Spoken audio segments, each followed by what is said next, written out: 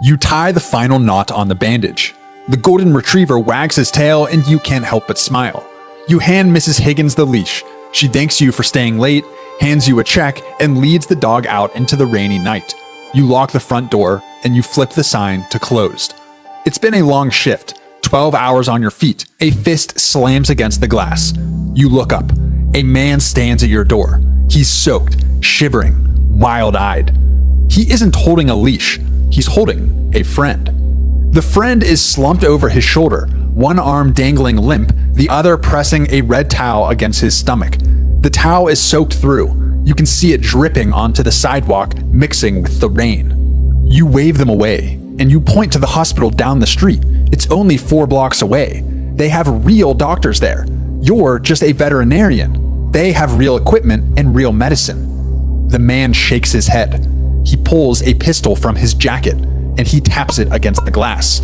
You unlock the door. They stumble inside, and suddenly your quiet clinic is in chaos. Mud on the tile, water pooling by the door, and blood. Blood on your clean floor, leaving a trail from the entrance to the exam table. The gunman kicks the door shut while you help hoist the injured man onto the table. It's a bullet wound. You tell him you fix broken paws. You give rabies shots.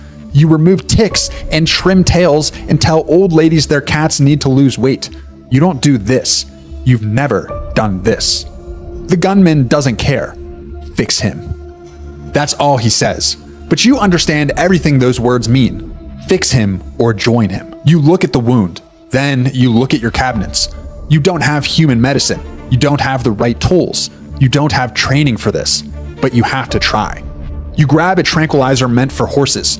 It's strong enough to drop a 1,000-pound animal in 30 seconds. You do the math in your head, calculating the dose for a man. You pray you don't stop his heart. You pray you got the numbers right. You inject the line. The man groans. His eyes roll back. His body goes slack against the table. He's under.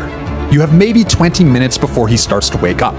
You work fast. You clean the wound, you find the damage, and you stitch him up with heavy blue nylon, the same you use on Great Danes and German Shepherds. It will leave a jagged scar. But he is alive. The gunman watches the whole time. He doesn't speak. He doesn't move. He just watches. When you tie the final knot, he steps forward. He reaches into his jacket and pulls out a thick envelope, then tosses it onto the patient's chest. "Keep your mouth shut," he says. "Buy yourself something nice." He carries the man out the back door. You don't help them. You just stand there, hands shaking.